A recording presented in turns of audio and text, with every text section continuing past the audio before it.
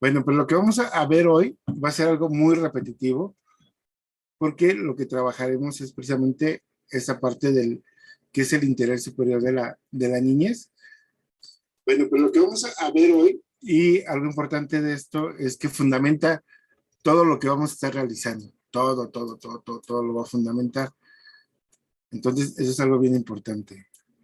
Sí garantiza los derechos de las niñas y los niños, sí, maestra Dulce. Y ahorita terminando, pues vamos a repetir la parte de la hoja para que lo chequen. ¿Qué problemas tienen en esta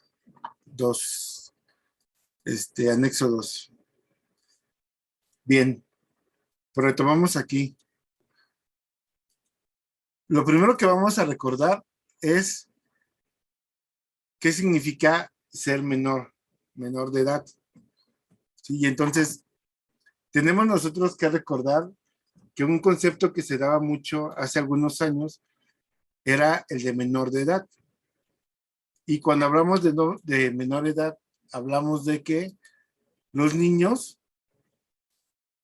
dentro de las situaciones, eran incapaces. Se necesitaba un tutor para que los niños pudieran decidir. ¿Sí se acuerdan en esa parte cuando lo vivieron la mayoría de nosotros? Los niños no podían demandar a nadie. Necesitaba que papá o mamá fueran a levantar un acta. Ahora hasta hay niños que nos dicen, si no me haces caso o si me pegas, le llamo al 911. Ya también tienen una capacidad jurídica diferente, pero también tienen mucho más información de la que teníamos nosotros, ¿no? ¿O no les ha pasado algo similar?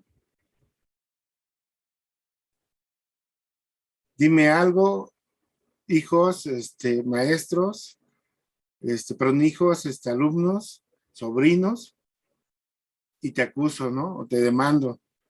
¿Se han escuchado estas situaciones con alguno de sus, de los pequeños cercanos a ustedes?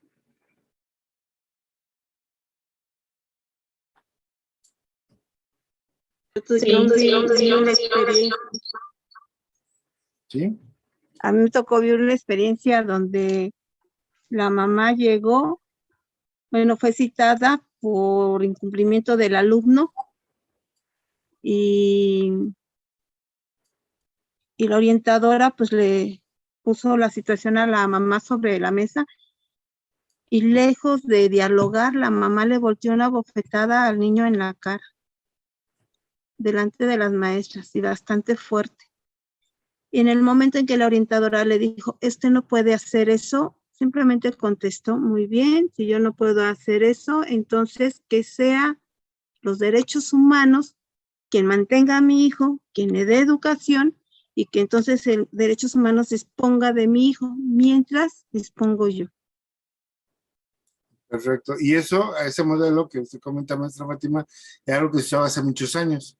Actualmente es muy difícil que se vea alguna de estas situaciones. Aunque la mamá trata de evitar algunas obligaciones a través de esto que dice, al final tampoco pone... Esto sucedió apenas hace 2 o 3 años, no más. Sí, pero también es un modelo que ya es difícil de revisar.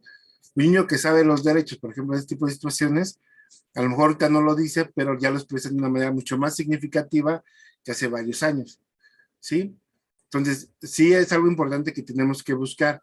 Y precisamente los derechos de los niños parten en situaciones como esta que usted comenta. No se les puede agredir a los niños en el sentido de que no es la forma correcta de tratarlos. Y no es que derechos humanos venga a ejercerlo, sino son ejercicios o situaciones que son necesarias para la convivencia y las relaciones de los chicos, de las personas y en general el desarrollo de las situaciones sociales. Desafortunadamente, mucho en México tenemos un problema en el sentido de que la historia, el desarrollo social se nos olvida muy rápido, ¿no? Es decir, hay muchas situaciones que nos quitaban libertades, que nos obligaban a muchas situaciones. Por ejemplo, el pasar 12 horas de jornada en los trabajos, el que te pudieran obligar a ti, mujer, para que tuvieras relaciones sexuales con tu jefe, porque si no te iban a correr del trabajo, situaciones muy graves que al final los derechos buscan proteger situaciones como de este tipo. ¿Sí? Entonces, los derechos no están nada más porque sí, sino buscan hacer cumplir, pues, y garantizar el pleno ejercicio de todas las personas. Entonces, esto que nos comenta la maestra Fátima, que le tocó vivir a ella, se veía en todas las escuelas. Es más, llegaba papá, mamá y te decía a ti como maestro, ¿sabes qué, maestro? Si se porta mal, pégale, ¿no? Jálale las orejas, no te preocupes, no te va a pasar nada. Ya se te lo podían firmar por escrito. ¿Sí? Y un escrito donde el papá le permite al maestro pegarle, ¿es válido? O sea, ya le pegué al niño, ¿es válido? Actualmente no. No es, el padre de familia no tiene ese derecho con el niño. Antes se veía esa parte de menor de edad, precisamente en este sentido, que se necesitaba la tutela de alguien para desarrollar esa capacidad. Entonces, el menor de edad era incapaz de hacer valer estos derechos. Se veía el cuidado de él a través de la compasión, la forma en que uno lo tenía que proteger a los chicos. Y bueno, pues algo importante es que los chicos no tenían la posibilidad de entender lo que sucedía. Por eso se hablaba mucho de que los padres tenían que ser las personas que guiaran esos procesos de los chicos. Ha cambiado esta situación y se habla ahora de que los niños tienen la capacidad de decidir, incluso en situaciones como situaciones personales, patrimonial, y no solamente se debe tomar en cuenta lo que dice el papá o la mamá. Entonces, algo importante que nos tiene que quedar claro es que todos los niños son sujetos de derechos y son titulares de derechos inalienables e inherentes a la persona humana. ¿Sí? ¿Qué significa que sean sujetos de derecho?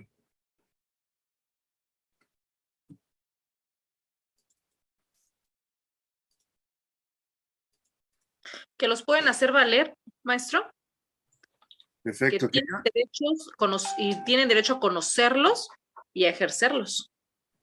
¿Sí?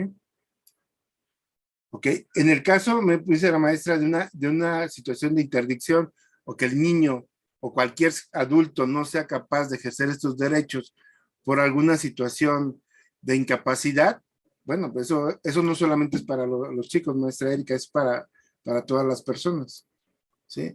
De entrada, todos tenemos esta capacidad de ejercer los derechos como personas humanas, ¿sí? Entonces, hay un concepto que se cambia. Ya no hablamos de menores de edad, ni hablamos solamente de niños. Hablamos de niñas, niños, adolescentes y jóvenes. Cambia la concepción.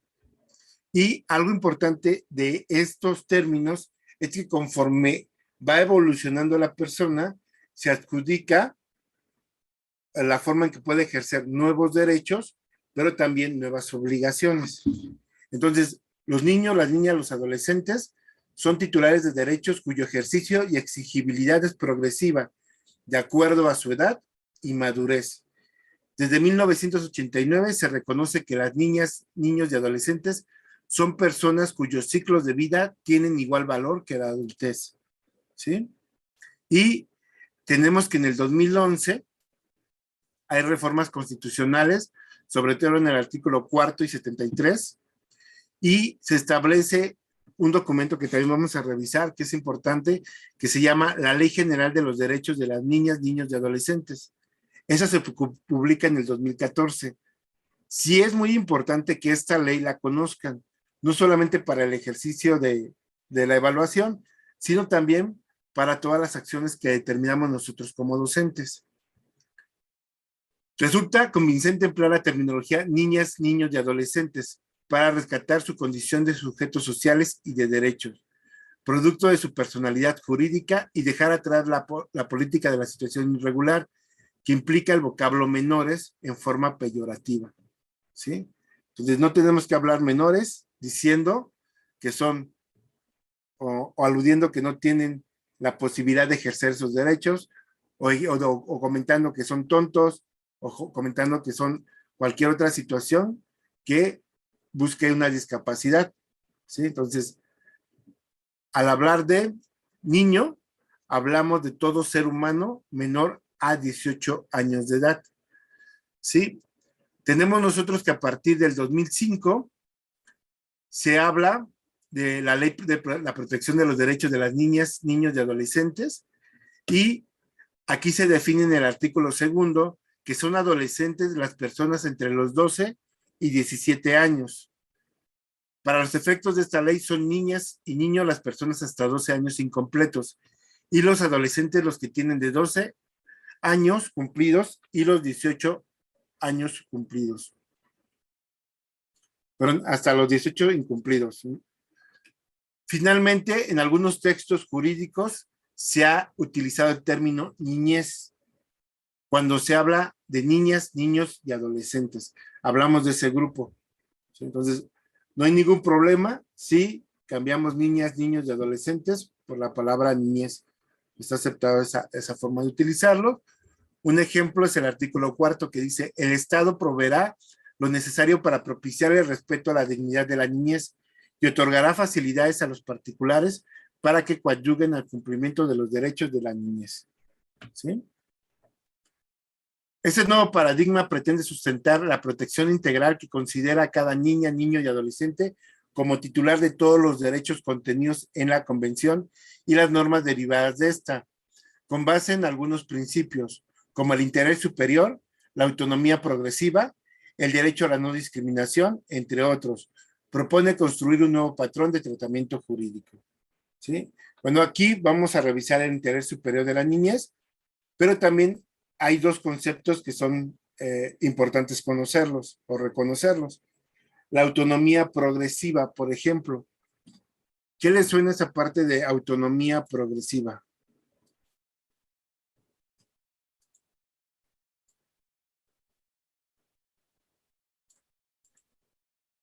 Que se va dando conforme van creciendo, maestro. ¿Ok? ¿Sí? La autonomía se va desarrollando conforme sus capacidades, ¿sí? Conforme sus competencias que van desarrollando. Aquí hay algo bien importante, y ustedes lo saben, creo que mejor que cualquier otro sector de la población. Los niños no maduran, no evolucionan, no se desarrollan de la misma forma todos, ¿sí? Ni en lo físico ni en lo mental. Hay distintas formas de desarrollo. Entonces, conforme van esas distintas formas de desarrollo y su nivel competencial de desarrollo, sobre todo, van adquiriendo nuevas obligaciones, ¿sí? Pero no solamente es a la edad, ¿sí? Entonces tienen que tomar tres conceptos: lo que sería la madurez mental, su desarrollo físico y el nivel de competencia para resolver alguna situación, ¿sí? Es decir, podemos nosotros saber que hay niños de, no sé, de 6 años, donde pueden decidir con claridad con qué padre de familia se quieren ir. Lo tienen claro y lo pueden, ¿cómo se llama? Comentar, o lo pueden defender, lo pueden argumentar, porque tienen criterios válidos para ello, ¿sí? Pero no pueden determinar, por ejemplo, si prefieren o es necesario tomar, por ejemplo, agua de sabor o refresco o agua natural. No sé si me explico con este ejemplo. ¿Sí? Pueden discernir y son competentes para algunas situaciones, pero para otras no tienen el nivel de competencia por la edad que están desarrollando. ¿Sí? No sé si me expliqué aquí en este caso. ¿Sí? Entonces, podrán tener algunas situaciones, pero no el desarrollo de todas las competencias. ¿Sí? Vamos entonces a ver aquí que el interés superior de la niñez es un principio jurídico amplio que tiene sobre todo tres conceptos importantes: el derecho sustantivo, el principio jurídico interpretativo y la norma de procedimiento. Esos tres conceptos son importantísimos que ustedes los reconozcan. En el trabajo que realizamos son fundamentales. Por ejemplo, cuando hablamos del derecho sustantivo, hablamos que el derecho de la niñez a que su interés superior sea una consideración primordial, siempre que se tenga que tomar una decisión que les afecte, ya sea en lo personal o lo colectivo. Básicamente lo que ustedes decían, ¿no? Primero los niños, después los niños y después los niños. ¿Sí?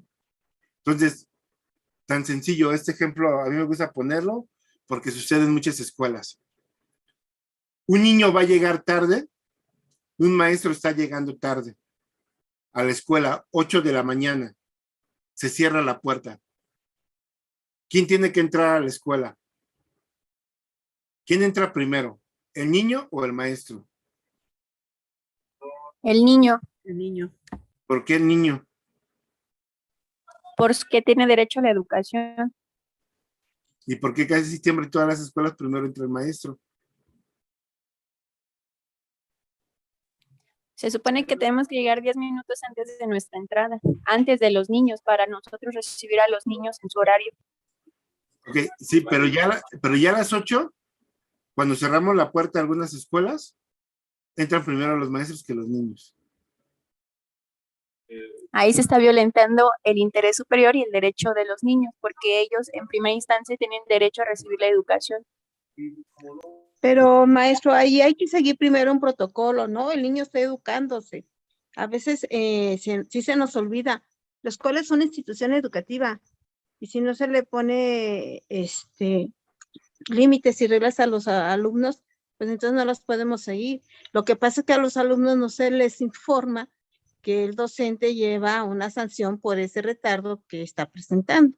Okay, entonces, bajo el argumento que usted me dice, maestra Fátima, alguien que no tiene, ¿cómo se llama? ¿Cómo dice? La formación de llegar temprano, ¿quiere formar a otros para llegar temprano? Exacto. No, o sea, el docente tiene esa responsabilidad. El niño también tiene esa responsabilidad.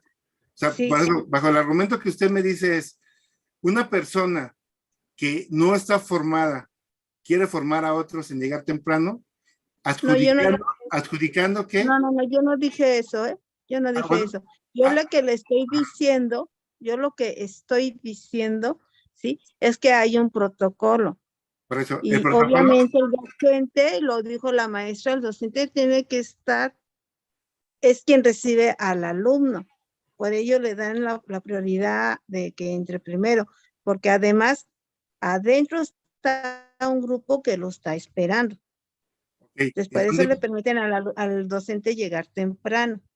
Por Sí, eso, pero hay que darle su lugar al alumno. Pero eso no quiere decir que entre el alumno aunque el maestro no esté. Si ya llegó el maestro, pues se haga responsable de sus obligaciones. Por eso, entonces, conforme lo que usted me maneja, entonces, en esta nueva versión que me comenta es, los maestros tienen la obligación de estar a las 8, pero en este caso el maestro no está a las 8, porque llegó tarde junto con el alumno. Entonces, los protocolos, ¿cuáles protocolos? No hay un protocolo. ¿Cuál protocolo? Que tenga que recibir al alumno, que tiene que estar ahí para recibir al alumno. Okay. Llegó tarde, pues apúrate, entra, regístrate, vamos a registrar tu retardo, ¿sí? Vas a recibir tu sanción, pero apresúrate porque tienes que recibir a tu alumno. Ok, aquí hay algo importante, maestra. No hay ningún protocolo que diga que el maestro entra primero que los niños.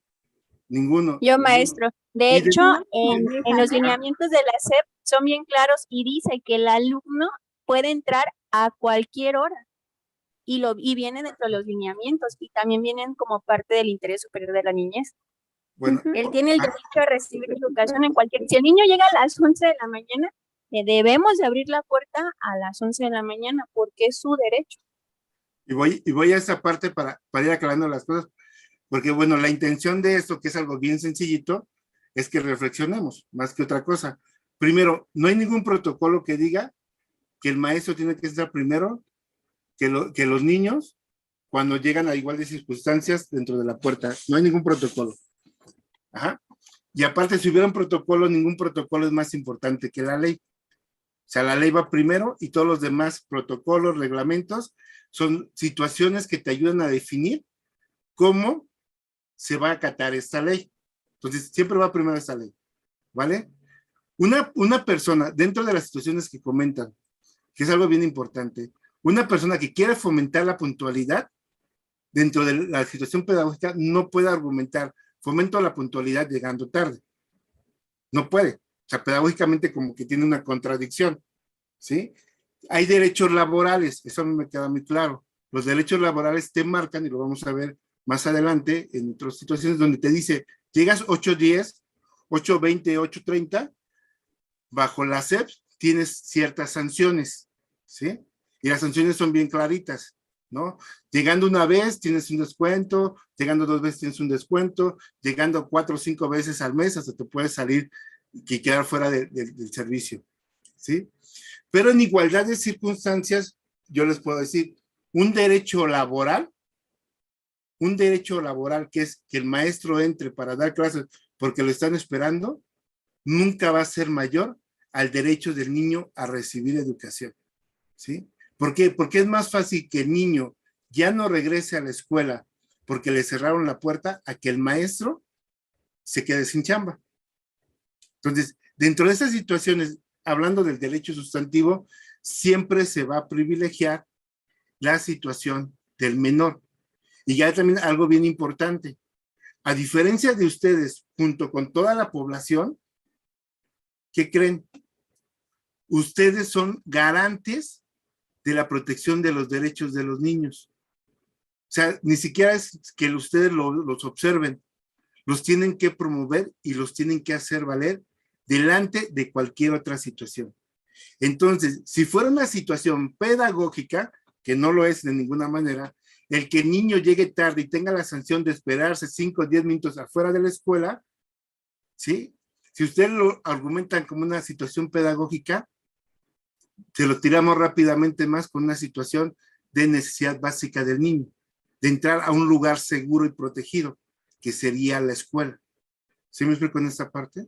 Entonces, busquen ustedes las argumentaciones que ustedes quieran, pero nunca, de ninguna forma, va a ser primero la prioridad de los adultos sobre la necesidad de los niños. Nunca. ¿Sí?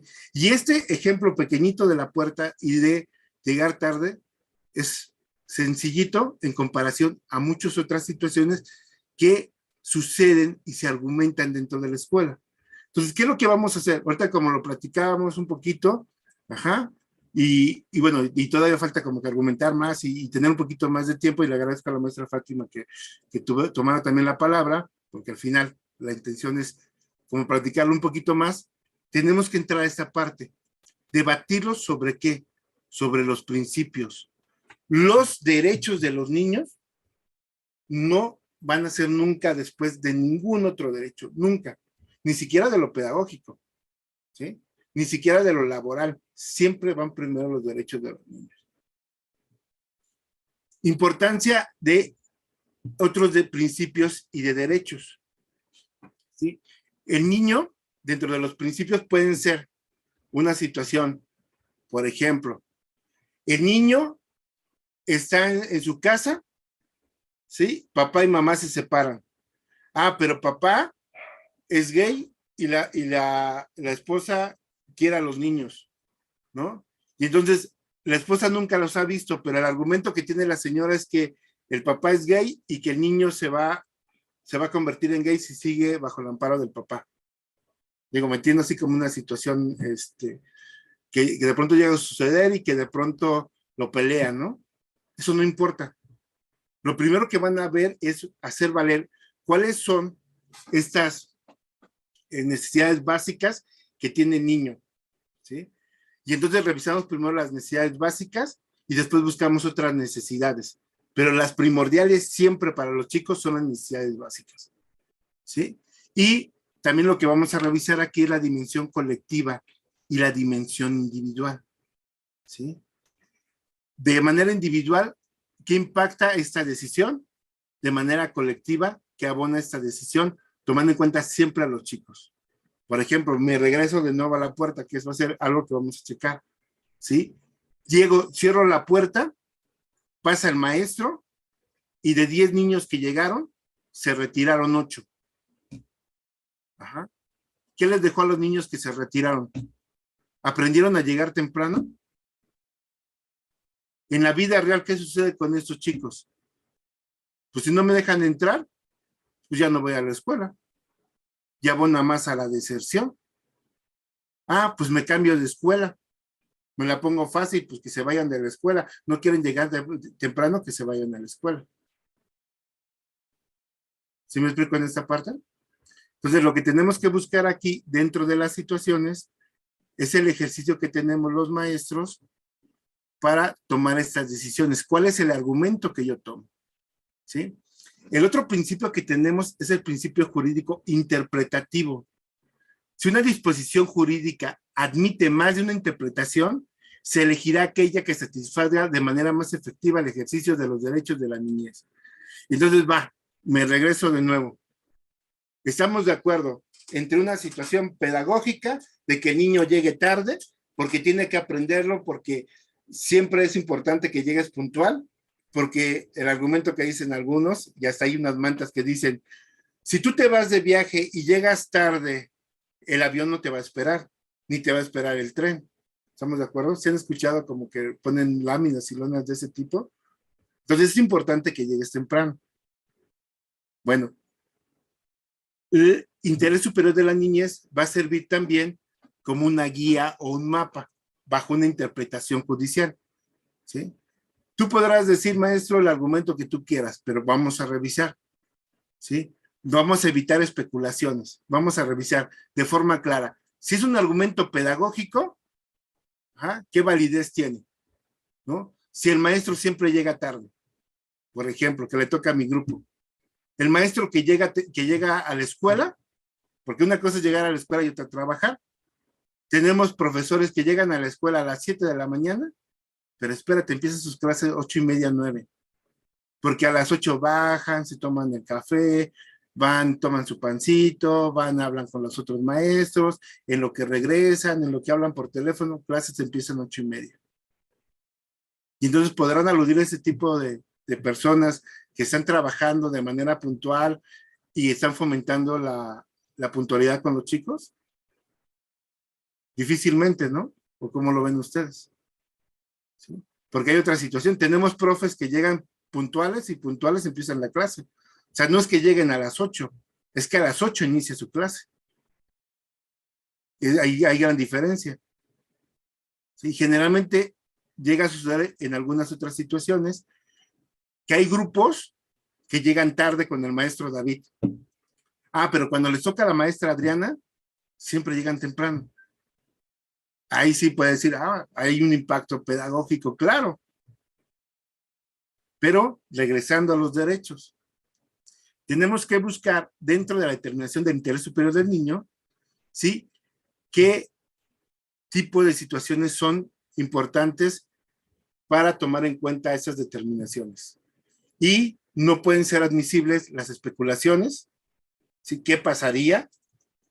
¿Sí? Posiblemente si si los niños no se cierra la puerta a las 8, pues posiblemente los niños llegarían a las 10 o a las 11. Tampoco las presunciones, tampoco los estereotipos o consideraciones generalizadas. Eso se debe de evitar completamente.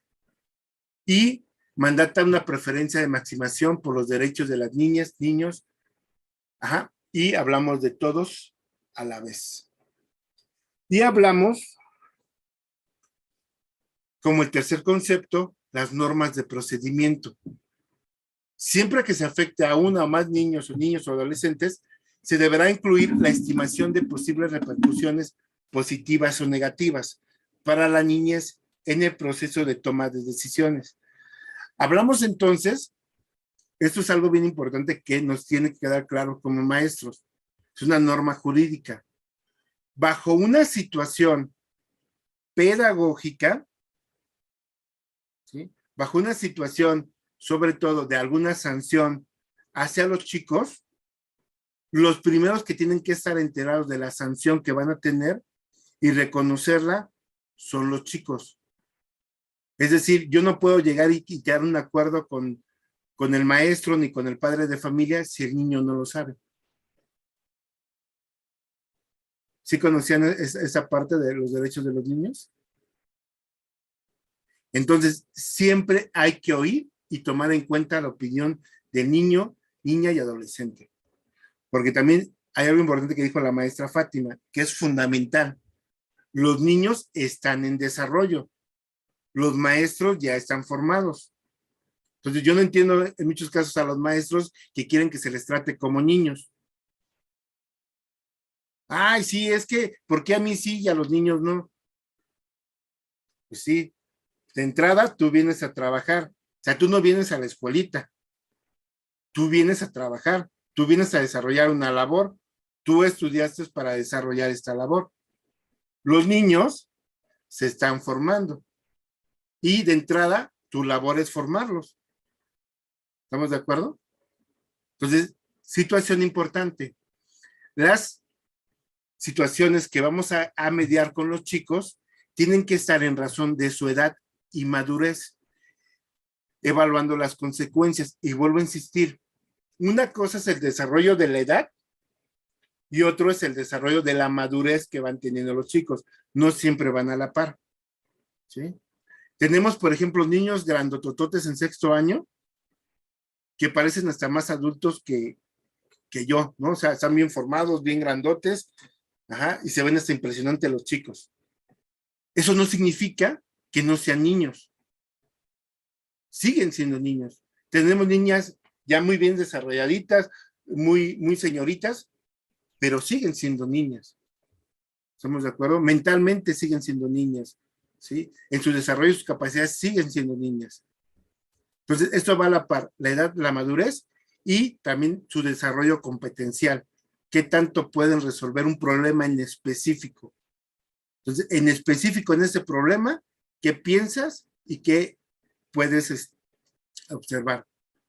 Los procedimientos entonces son adaptados, bajo la justicia adaptada y amigable. ¿Sí? ¿Qué incluye un proceso amigable?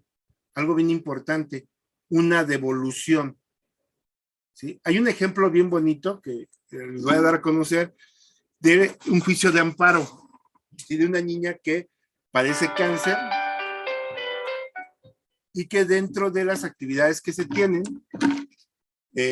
al momento en que desarrolla este juicio de amparo, hay una jueza que le aclara qué es lo que sucede. Entonces, ese es un comunicado oficial de Aguascalientes que dice: hola pequeña, te escribe la juez que conoce del problema que han existido para que en el hospital al que acudes te hagan entrega de las medicinas que necesitas para tu tratamiento, ya que les dicen que no las tienen.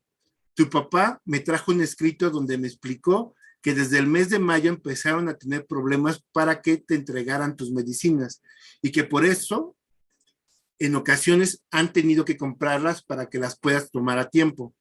También me dijeron que tuviste que interrumpir tu tratamiento porque al hacerte una prueba los doctores dijeron que te contagiaste de coronavirus. Después tuve conocimiento de que afortunadamente ya estabas mejor y que ibas a continuar tomando las medidas que te señaló el doctor.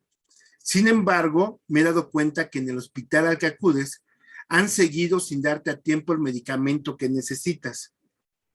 Déjame platicarte que uno de los muchos derechos con los que cuentas es recibir las medicinas y la atención médica que necesitas. Pues así lo señala el artículo 4 de la Constitución Política de los Estados Unidos Mexicanos. Además, quiero decirte que como pequeñita que eres, las autoridades tenemos que respetar tus derechos. Por eso, al darme cuenta que tu papá tiene razón al decir que las autoridades del Instituto Mexicano del Seguro Social han puesto en riesgo tu salud, dicté una sentencia en la que se les ordena que vigilen que la farmacia del hospital al que acudes se tengan las medicinas que necesitas y que te den de todas las facilidades para que puedas seguir con tu tratamiento. Finalmente, debes saber que estaré al pendiente de que las autoridades cumplan con lo ordenado en la sentencia dictada a tu favor. Me despido dejándote un caluroso abrazo y firma la juez Sexto. ¿Sí? En este ejemplo que les pongo, hay un principio bien importante entonces, esa parte de devolución y va en el sentido de la norma de procedimiento, que es decir, si algo le afecta a los niños, los primeros que tienen que saber qué sucede y por qué se llegó a esa resolución son los chicos. ¿Sí? Entonces, si va Guamasi en alguna situación, que es un órgano investigador dentro de la SEP, y revisa las situaciones, siempre va a buscar esto, que las situaciones de dificultades que tengan los chicos tengan una solución, que no se enjuicie al niño, que tenga una devolución hacia el niño y que la situación que se desarrolle siempre termine con un planteamiento pedagógico, ¿sí? Un planteamiento pedagógico para resolver esa situación, ¿sí? Ya en los últimos temas que vamos a ver, vamos a revisar un poquito sobre esta parte, cómo convertir una situación de emergencia en una situación pedagógica. Para ello, lo que tenga que decir el niño o niña es fundamental para poder determinar ese interés superior. No basta con que un adulto dictamine lo que él piensa que es mejor para ellos, sino que deben considerar sus opiniones. ¿Va? De aquí, ¿alguna otra idea? Pregunta, ¿qué les parece esta parte? ¿Sí la conocían así? ¿Del interés superior de la niñez? Profesor, a mí me surge una duda en la evaluación de consecuencia. No me quedó muy claro a qué se refería cuando hablamos de normas de procedimiento. Yo tengo una situación, por ejemplo, donde no tengo que determinar dos situaciones muy similares. Entonces, tendría que ver no solamente lo que sucede en este momento. Es decir, por ejemplo, me voy otra vez con la puerta, ¿no? Cierro la puerta para que los niños que llegan tarde no entren a la escuela, ¿va? Y entonces mi resultado es esta acción que me va a llevar en este momento. En lo inmediato a lo mejor resolví el problema y los niños se sienten tristes porque no entraron a la escuela, ajá, pero en un futuro a mediano plazo, estas situaciones, ¿qué repercusiones va a tener? ¿No? A lo mejor el abandono de los chicos, el abandono de la escuela, igual hasta dentro de las situaciones que tengo es que se regulan la puntualidad. No sé si queda un poquito más claro. Yo tengo que pensar sobre qué situaciones son las que me va a llevar ese tipo de situaciones. No, sí, profesor, perdón, entonces, no, sí, la comprendí, nada más que me había entonces confundido en términos. Pensé que eso entraba dentro del principio jurídico como interpretativo. Entonces, no, sí. También entra, son muy similares los tres principios, ¿ah? Pero algunos se usan, bueno, ahorita lo vamos a ver un poquito más adelante. Algunos se usan en una situación, por así decirlo, normalizada, del día al día. Otros se usa cuando un juez va a emitir un juicio, ¿sí? O sea, cuando un juez revisa la situación y va a tener que emitir un juicio sobre lo que sucede, ¿sí? Y la otra, lo que me determina es crear leyes, crear reglas que me permitan la interacción y la preservación de este principio. Entonces van muy de la mano. Ok, maestro, muchas gracias. ¿Sí? Sigo aquí. Si hay más preguntas, me van diciendo, ¿eh? México ratificó entonces la Convención de los Derechos del Niño en 1990, pero fue hasta el 2011 donde incorporó el principio del interés superior de la niñez y dice, en todas las decisiones y actuaciones del Estado, ¿sí? ¿Quiénes son del Estado? No solamente es el presidente, son también los que participamos trabajando para el Estado. Todos los maestros somos parte del Estado, ¿sí? Entonces, nosotros como maestros tenemos que velar y cumplir con el principio del interés superior de la niñez, garantizando de manera plena sus derechos. Los niños, las niñas tienen derecho a la satisfacción de sus necesidades de alimentación, salud, educación y sano esparcimiento para su desarrollo integral.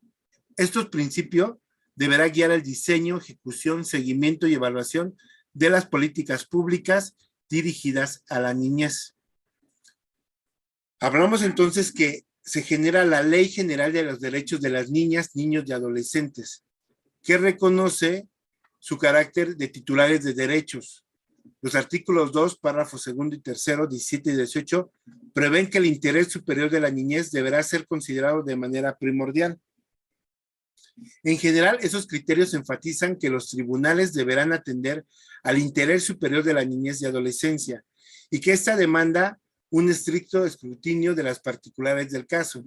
Asimismo, señalan que debe considerarse la opinión de las niñas, niños y adolescentes en cualquier decisión que les afecte.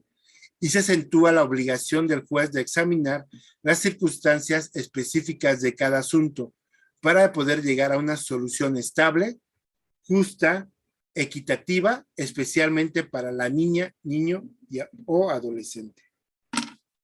¿Sí? Entonces, es parte de la ley. Y también voy aquí con algo bien importante. Lo que buscamos entonces, y eso es algo importantísimo para el examen, no para lo que viven en las escuelas, porque eso hay que tener un rompimiento. Muchas veces lo que yo vivo en la escuela no, en muchas ocasiones no protege tanto a los chicos, protege más a los maestros, ¿no? Pero en el examen sí es importante que ustedes comprendan que nos vamos a manejar con el ideal, ¿sí? ¿Qué es lo que debería pasar en las escuelas? Ese es un punto bien importante.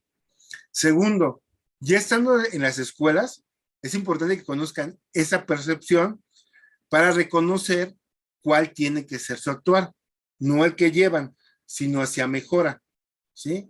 Por ejemplo, yo, David, estoy en contra que los niños gay estén dentro de la escuela.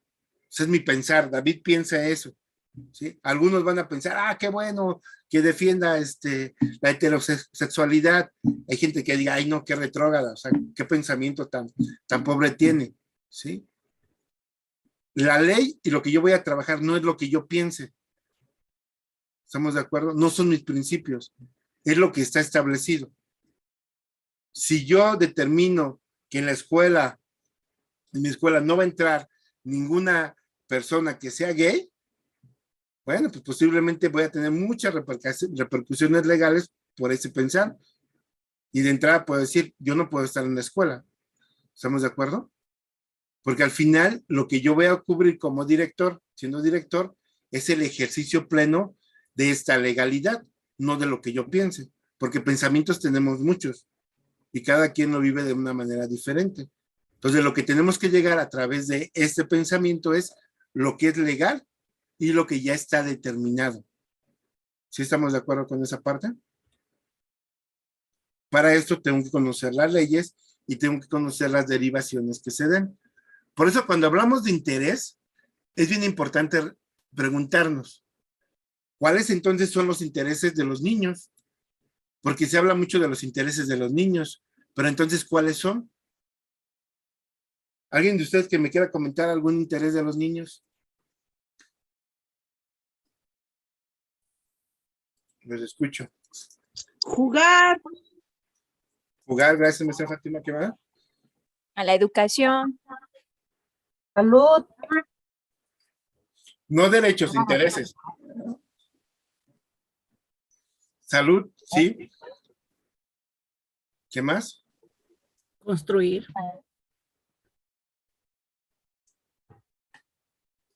La robótica, perfecto. Decían a la educación.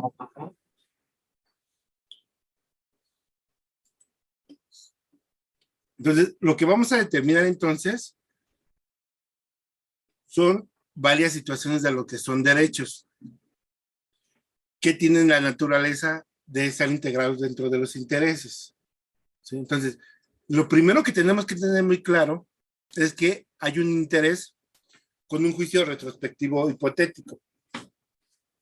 ¿Sí? Pero esos intereses deben quedar muy claros sobre lo que vamos a desarrollar con los chicos. Por ejemplo, tenemos intereses básicos. Es una denominación que se les da. ¿Cuáles son estos básicos? Referencias a sus demandas por cuidado inmediato, físico, emocional e intelectual, como su bienestar. Por ejemplo, ya decían, a la salud, al agua, a los cuidados parentales, a la vivienda. ¿Sí? Son básicos. ¿Por qué son básicos?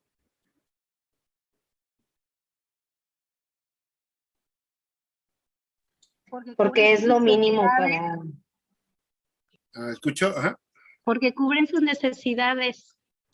Ajá. ¿Qué es necesidad? Hay una necesidad importantísima aquí que busca cubrir, una en específico. Pues las necesidades fisiológicas, sí, que son la alimentación, respirar, el vestido. Y todo esto, lo que me dice maestra Isela, nos lleva a lo que nos dice su lema, a la vida. Entonces, las necesidades básicas son aquellas que le permiten al niño mantener su vida. ¿Sí? O sea, de entrada. Lo protegen para vivir. Entonces, todas las que piensen, recuerden que le permitan al niño vivir, son necesidades básicas. ¿Estamos de acuerdo? Tenemos otras necesidades que también son importantes. Las necesidades al desarrollo, referidas a demandas por una igual oportunidad de desarrollar sus potencialidades. Entonces ya nos decía la maestra Fátima una importante, jugar. ¿Ah? ¿Jugar se necesita para vivir? No, pero sí para su desarrollo integral. ¿Sí? ¿Qué otras sabemos? Aquí dice educación de calidad, que nos decía creo que la maestra Dulce, deporte, al ocio, a políticas integrales. ¿Qué más tenemos entre esas necesidades de desarrollo? A socializar. Socializar, perfecto.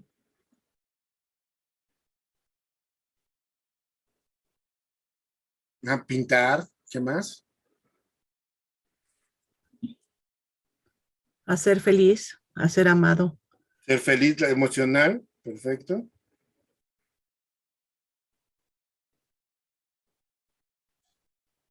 A crear.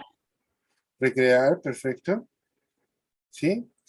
Entonces, todas tenemos entonces básicos a la vida. Todo lo que ustedes recuerden que les permita al niño mantener su vida. ¿Sí? Quimioterapia, sí. Si el niño lo necesita para la vida, se vuelve una necesidad básica. Entonces, no todos tenemos las mismas necesidades básicas. ¿Sí? Pero son muy similares. Todas aquellas que me lleven a preservar mi vida. Después, todas aquellas que me permitan desarrollarme, a seguir creciendo. Me pueden aquí hacer ejercicio, jugar, a lo mejor hasta los videojuegos pueden ser una necesidad, ¿sí? Si me ayuda al desarrollo, ¿sí? Y tenemos otra necesidad que es importante para los chicos, que es la necesidad de autonomía, ¿sí? ¿A qué me refiero? A todas las expectativas de libertad de elección de su estilo de vida, ¿sí? Aquellos niños que prefieren no identificarse como hombres y que prefieren identificarse como mujeres. ¿Lo pueden hacer? Sí, porque está desarrollado como una necesidad de autonomía, ¿sí? Identidad, expresión, participación, hacer oído, ser escuchado, a la privacidad. ¿Estamos de acuerdo? Entonces, son tres necesidades importantes. Recuerden estas tres. Vida, que son las básicas, a desarrollarte, o sea, al crecimiento, y a la identidad o a la autonomía. ¿Sí? Aquí hay algo bien importante bajo la ley. Hay una prioridad lexicográfica a priori. ¿Qué se refiere a esto? Que aunque tenga tres necesidades, siempre la primera ante todas va a ser la de la vida. Voy a poner un caso extremo, pero a ver si lo clarifica. David quiere cambiar de sexo, pero cambiar de sexo por situaciones de salud puede hacer que pierda la vida. Puedo anteponer una demanda para que el principio de autonomía se quede a un lado y que se preserve el principio de vida. No sé si quedó claro ese ejemplo, ¿sí? O sea, primero va el de vida como la primera necesidad después la necesidad de interés o de desarrollo, y después la necesidad de autonomía. Entonces, eso es importante que ustedes lo desarrollen, ¿sí? ¿Preguntas, dudas aquí? ¿Vamos bien? Sí, maestro. Por ejemplo, se puede proteger la autonomía, entre otras cosas, promoviéndola, ¿sí? Y buscando el desarrollo de intereses esenciales, ¿sí? Algo importante que ahorita está, por así llamarlo, de moda, es mucho el desarrollo y la protección de la autonomía, ¿sí? Los niños pueden ser autónomos, pueden ser libres, pueden desarrollar su identidad, pero no va más allá del desarrollo. Un ejemplo también que causa mucha controversia. David ha decidido, a partir del día de mañana, que se identifica mejor siendo mujer. Y entonces mañana llego vestido de mujer, o simplemente tengo algunas, no sé, me pongo aretes y busco que esa identidad como mujer. ¿A qué baño tengo que ir? ¿Al baño de hombres o al baño de mujeres?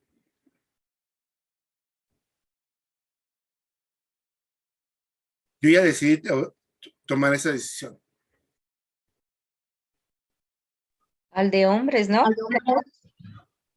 Pero si me identifico con las mujeres, Pero físicamente aún es hombre y también tengo que guardar los intereses básicos de las alumnas. entonces, bajo esta regla que le estoy diciendo, aunque yo tenga esa necesidad, ¿sí? Básica de, ¿cómo se llama? De la personalidad y la autonomía, puedo transgredir la necesidad de desarrollo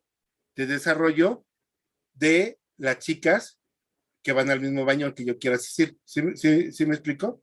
Entonces, son reglas que yo tengo que tomar en cuenta. Dentro de las situaciones que están pidiendo ahorita, y que hay, también se ha puesto como de moda, es buscar un tercer baño. Pero si las condiciones de la escuela no las da, hay gente que está diciendo baños universales. Ajá, esos están en algunos países. Pero mientras no se dé esos baños universales ni se modifiquen los baños, tengo que tomar como guía estos criterios, esas necesidades. Lisbeth, adelante.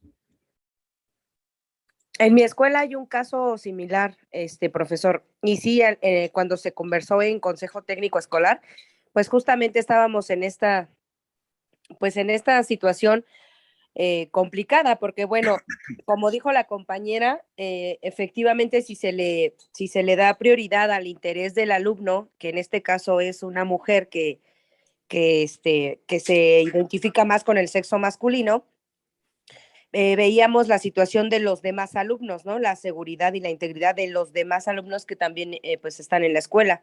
Y también, bueno, la situación que iba a surgir con respecto a los padres de familia. Entonces, bueno, pues la determinación en este caso fue respetar la solicitud del padre de familia en el que se le considerara y se le contemplara en todo momento como un alumno varón, y la alumna en este caso pues entra a los sanitarios de hombres. Bueno, en esta situación la cuestión muy particular es que la alumna pues sí tiene básicamente las características de un varón, pero sí entramos como en conflicto en el hecho de tomar esa decisión. Sí, aquí hay algo importante dentro de esas decisiones, que son muy complejas, que no están normadas y que atribuyen situaciones de interpretación. Lo primero que tiene que hacer es que, como interfiere con varias personas, las determinaciones que se den tienen que darse a conocer de manera pública, para conocer qué situaciones se van derivando, porque afecta a otros. Pero también vuelvo a insistir, algo importante aquí es que el preservar la identidad del chico o de la chica, en estos casos, no modifica la situación del interés del desarrollo, y puede afectar el interés del desarrollo, pero no es un interés básico. ¿Sí? Entonces, es difícil, hay habido varias situaciones, pero tenemos que buscar ese tipo de resoluciones. Maestra Fátima, adelante. Una pregunta.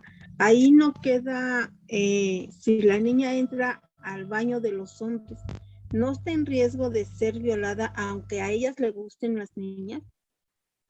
Sí y Digo, no. si tiene el aspecto de mujer, bueno, la maestra dice que tiene aspecto de hombre, sin embargo, si siendo una niña y quien sabe que es una niña o que tiene su cuerpo fisiológicamente determinado como niña, ¿no corre el riesgo de ser violada, maestro?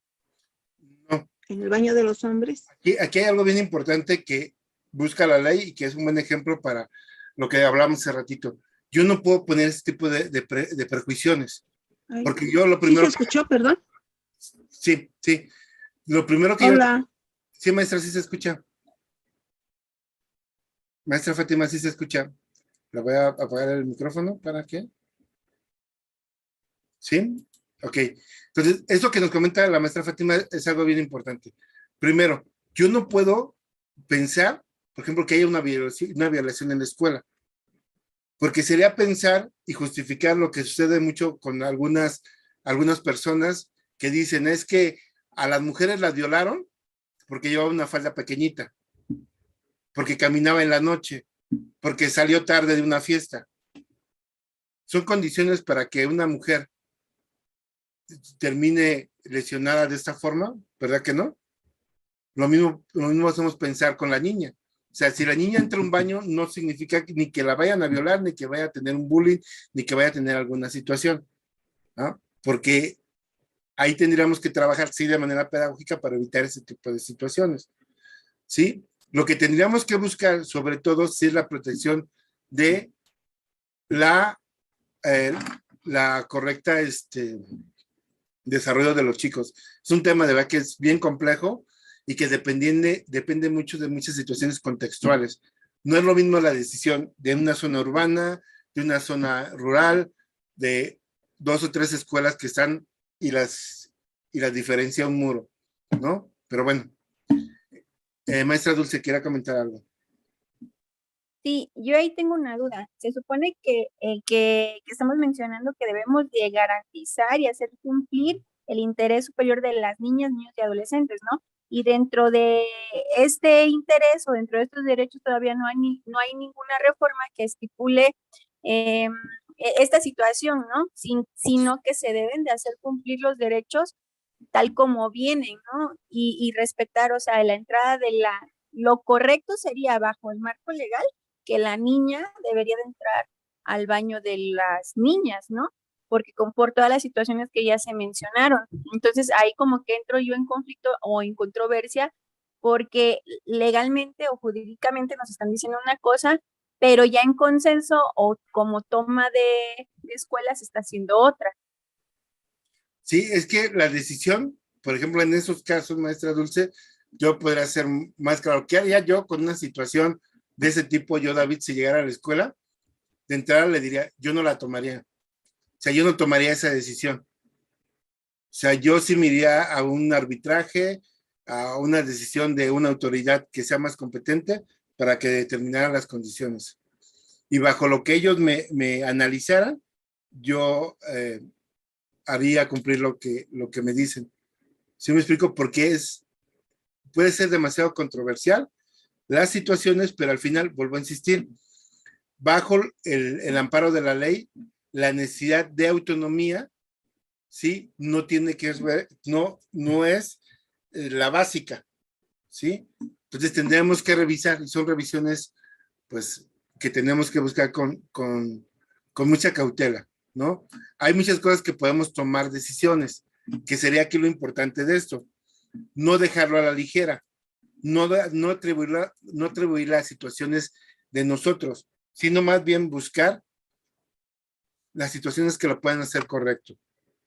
Una, determinar que la niña, el niño, vaya y haga del baño en un baño específico para él o para ella, ¿no? Que utilice el baño de los maestros. Gestionar para que en brevedad hagan un tercer baño, ¿sí? Pero esas determinaciones, vuelvo a insistir, son características de una situación en concreto que, en general, sobre todo lo que se tiene que buscar son la primera parte de los principios que les decía. Considerar lo que él piensa, ¿sí? Considerar las posibles soluciones para irlas determinando. Y evitar, sobre todo, las decisiones unilaterales. Sobre todo eso es lo más importante en este concepto del principio del interés superior de la niñez. No pensar por los demás, no pensar por los chicos. ¿Sí? A lo mejor eso da un poquito más de claridad conforme a lo que vamos a ir viendo ahorita. ¿Sí? Entonces, el principio 2 de la Declaración de los Derechos de los Niños establece que al promulgar las leyes relativas a la protección y desarrollo de la niñez, la consideración fundamental a que se tenderá será el interés superior del niño. La Declaración Universal de Derechos Humanos en su artículo 25 señala que la infancia tiene derecho a cuidados y asistencias especiales. Convenio sobre la eliminación de todas las formas de discriminación contra la mujer señala que en los artículos 5 y 16 los intereses de las hijas serán la consideración primordial. ¿Cómo se aplica entonces el interés superior de la niñez? Yo espero que eso también nos dé un poquito más de claridad. Cuando haya que tomar una decisión que afecte a niñas o niños o adolescentes, habrá que realizar lo siguiente. Evaluar el interés superior de la niñez. ¿Cómo lo evaluamos?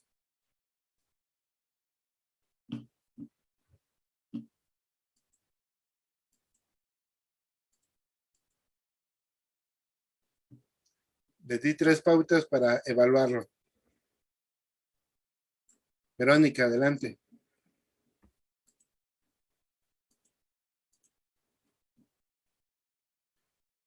¿Puedes abrir el micrófono, Vero? Adelante. Perdón.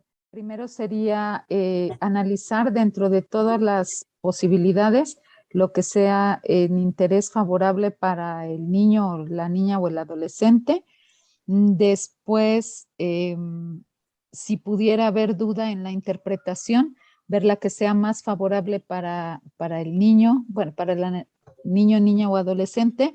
Y por último, tomar en cuenta la opinión del niño, bueno, sí, del niño, niña o adolescente, explicarle las consecuencias y que pudiera haber y tratar de darle un fin didáctico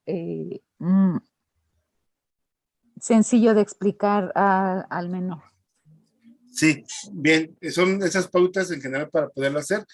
Nada más lo que integraría al principio, Vero, que no platicábamos ahí, era el analizar qué tipo de necesidad es.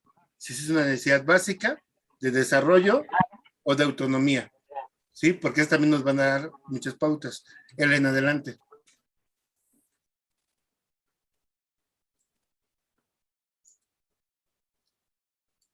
Adelante, Ellen. No, creo que se le prendió el micrófono. Bueno, entonces, ya que tengo analizado ese tipo de interés, voy a ver cuál garantiza más la protección de los derechos de los niños.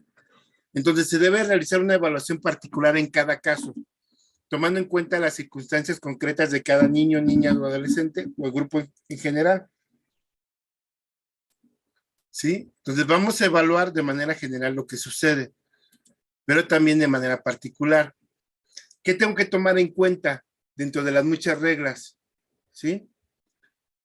La identidad, la opinión de la niñez, el derecho a la educación, el cuidado, protección y seguridad, el derecho a la salud, la preservación del entorno familiar y la situación de vulnerabilidad.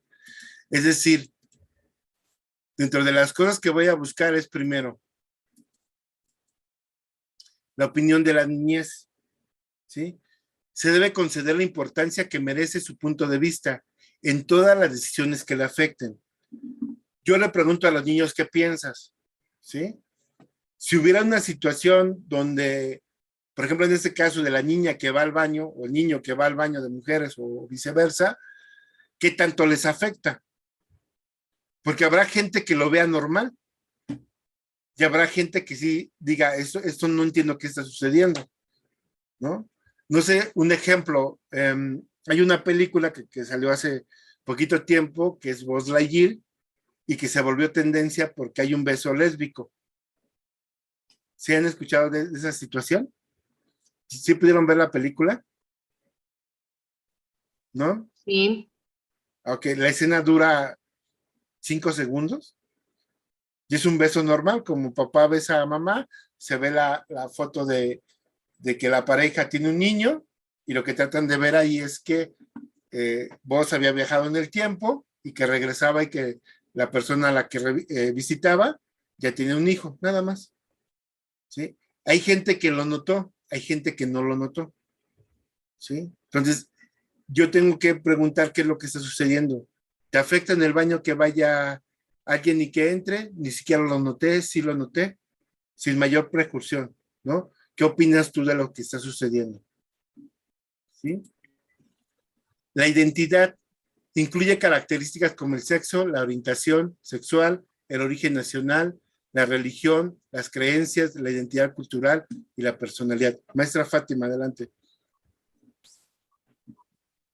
Ay, perdón, maestro, mire, me quedé sin internet, no escuché su respuesta, entonces una disculpa, pero también quería comentar que estaba el otro extremo, ¿no? Donde en realidad es un pretexto y la niña puede abusar de los niños chiquitos. Sobre todo, digamos, en primaria, y la niña que está en sexto y abusa de un niño de primero, de segundo grado. Digo, no necesariamente, pero está ese riesgo. Sí y no. O sea, el riesgo que usted me comenta, aquí la pregunta es cómo lo está justificando, a través de qué, de sus creencias, a través de alguna situación conductual, sobre qué, porque eso es algo, precisamente algo que se busca aquí dentro de la ley, es evitar ese tipo de situaciones. ¿Ah? No porque la niña, por ejemplo, en este caso, niña o niño, quiera asumir una situación, significa que va a tener situaciones, por ejemplo, sexuales agresivas, o va a ser situación para buscar violar. No sé si me explico, o sea, eso va más en términos como de estereotipos que precisamente esta ley busca eliminar. Entonces, tendríamos que tener una buena argumentación para decir el por qué creo que puede suceder esta parte. No sé si me expliqué ahí. Me dice Daniela. Yo estoy solamente viendo los supuestos que podrían llegar a suceder. Ajá, no digo eso va a pasar, claro. Ajá. Algo importante dentro de la ley maestra, y que también comentamos aquí, es que precisamente esos supuestos deben de ser eliminados. ¿Ah? Eso no significa que no tengamos que tener ciertas situaciones de cuidado, pero el cuidado no sería para la niña que entre al baño de los hombres, sino sería para toda la población. No sé si me explico en esa parte. Si no es porque sea la niña, es porque lo necesitan ese cuidado todos los niños. Y así eliminamos el prejuicio. Si yo tengo una situación de alerta, busco la situación de alerta no para una persona, sino para toda mi población. Eso sí sería justo, sería equitativo y sería parte de las obligaciones que tenemos. Profe, tengo una duda. Sí, maestra Erika. Ahorita pensando en ese caso de la niña, me venía a la cabeza que también como tratando de salvaguardar la integridad de esa niña que quiere asumirse como niño, no sería bueno como guardar pues digamos, como el secreto de que ese niño es niña y que pues así como lo están llevando en la escuela de la maestra, que entre al baño que necesite, porque finalmente pues es una situación que está pasando en la cabeza de la niña, ¿no? Y no necesariamente tiene que, como usted lo indica, asumir algún rol agresivo. Sí, eso, maestra Erika, va en muchas situaciones, muy contextuales y muy determinadas. No es lo mismo esa situación con niños de preescolar, porque se han dado casos de preescolar, a una persona de secundaria, a una persona en un bachillerato. Hay algunas situaciones que son solamente físicas, Hay algunas que son otras situaciones en el índole ya más sexuales, ¿sí? En este caso, dentro de todas las determinaciones que tenemos que hacer, es que yo no soy la persona indicada solamente para hacerlo notar o para hacerlo saber, ¿sí? Van de distintos matices, de muchos matices, desde el niño que sí quiere que los demás sepan, desde las personas que no quieren, que no necesitan saberlo, desde, vuelvo a insistir mucho, desde la edad. ¿Sí? Entonces, ¿cómo hacerlo? ¿En qué momento lo vamos a determinar? Cuando nos suceda. Y precisamente, digo, esas situaciones a lo mejor son muy llamativas, pero vámonos a cosas más sensibles que pasan el día con los niños.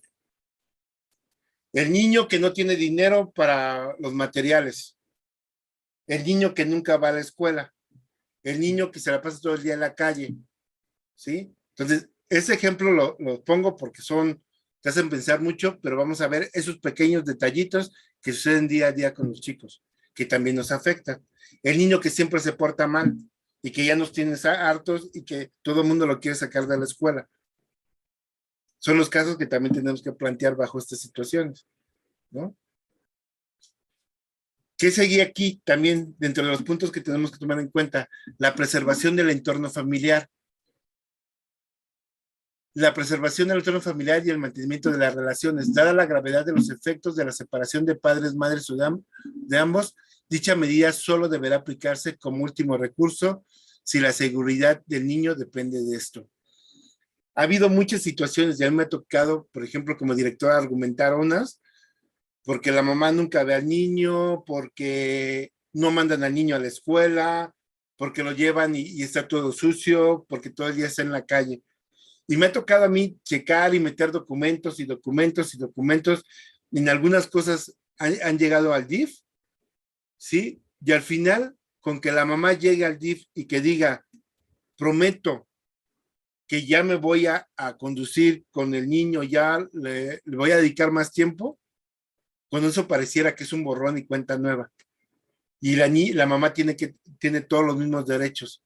No sé si me expliqué también bien ahí, pero uno de manera administrativa puede pelear y meterse a varias situaciones, pero al final, si la vida del niño no corre peligro dentro de la familia, siempre va a seguir siendo la mejor forma de continuar con su vida, integrándose al entorno familiar.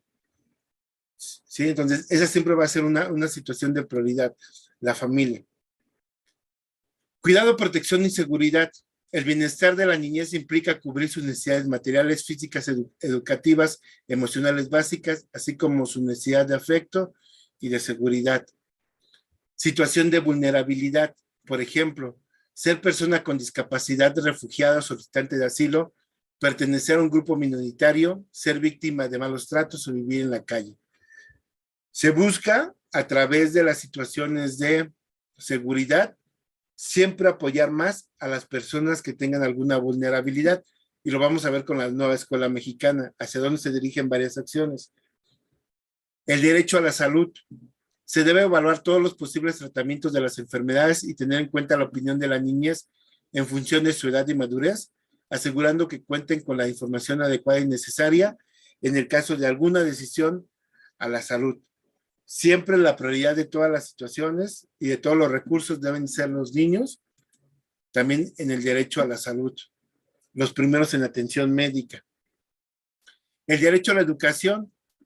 El acceso a la educación gratuita de calidad, incluida la educación en la primera infancia, la educación no académica o extraacadémica y las actividades conexas redundan en el interés superior de la niñez.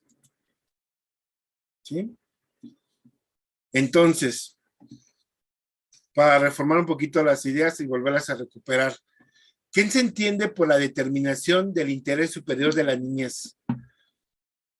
Las autoridades deben establecer procesos oficiales para evaluar y determinar el interés superior de las decisiones que afecten a las niñas, niños y adolescentes, incluidos los mecanismos de evaluación de los resultados. Se debe de informar a niñas, niños y adolescentes sobre el proceso y los posibles servicios, reunir la información que proporciones y pedirles su opinión. Se debe dar prioridad a los procesos relacionados con la niñez, para que sean resueltos en el menor tiempo posible. La información y datos reunidos deben verificarse y analizarse antes de utilizarse en la evaluación del interés superior de la niñez. Las evaluaciones deben llevarse en ambientes agradables y seguros por personas profesionales especialistas en psicología y desarrollo de la niñez, de preferencia por equipos multidisciplinarios. La niñez debe contar con representación adecuada ante procesos judiciales y administrativos. Cualquier decisión jurídica sobre la niñez debe estar motivada, justificada y explicada. Las autoridades deben establecer mecanismos para recurrir o revisar las decisiones que conciernen a la niñez. Cuando alguna parezca no ajustarse al procedimiento oportuno de evaluación y de determinación de su niñez, de su interés superior, estos mecanismos deben darse a conocer a niñas, niños o adolescentes. ¿Va? En un proceso judicial, siempre se le debe de informar a los niños sobre el proceso que están viviendo, informar lo que sucede y pedirle su opinión. Eso en un proceso judicial, no en la escuela. ¿Estamos de acuerdo?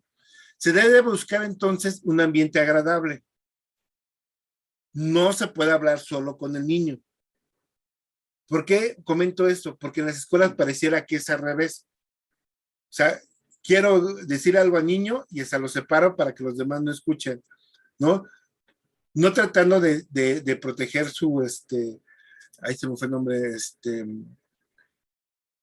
su privacidad, sino más bien para poderle gritar bien, ¿no? Hablamos también en algunas situaciones que al niño es el último que se les informa porque se le sancionó. Voy a poner un ejemplo.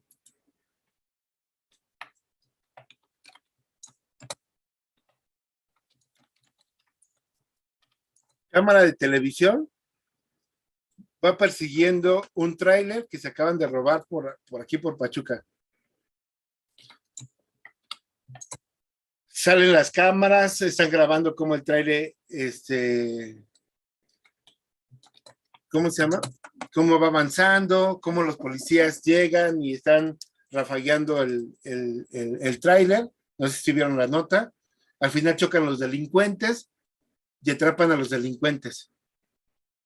Y lo primero que dice la nota, atrapan a los presuntos delincuentes. ¿Se han escuchado así la nota? No, o sea, no es el asesino, no son los asaltantes, son los presuntos asaltantes, los presuntos delincuentes. Nosotros muchas veces como maestros, aunque lo vemos, la situación que sucede, tratamos a los chicos peor que criminales. Bueno, esa palabra de presunción es importante empezar a utilizarla. ¿Los maestros castigan?